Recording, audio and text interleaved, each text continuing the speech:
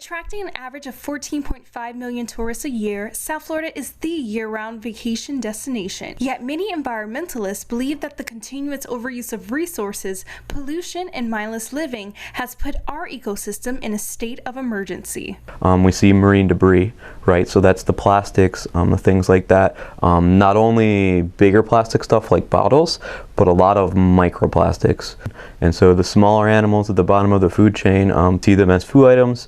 For the bigger animals like turtles and birds, that can directly lead to death. According to United Nations Educational, Scientific, and Cultural Organization, plastic debris causes the death of more than 1 million seabirds each year, as well as more than 100,000 marine mammals. 22-year-old Meredith Van Langdon is an animal activist and ocean conservationist who spends her time spreading awareness about the dismal state of local waterways. The oceans provide us with more than just beauty to the planet. The oceans provide us with all of the nutrients and the oxygen that we need to survive. And overfishing disrupts our ecosystem more than anything else. Certain species are being wiped out at a rapid rate.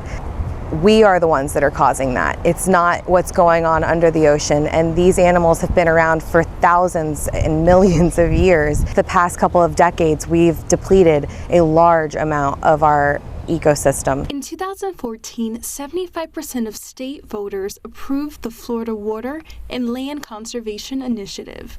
The amendment called for 1/3 of real estate taxes to acquire and protect wildlife habitats, water resources, and land resources. However, in June 2015, a lawsuit was filed against Florida legislature for the misappropriations of funds for this initiative.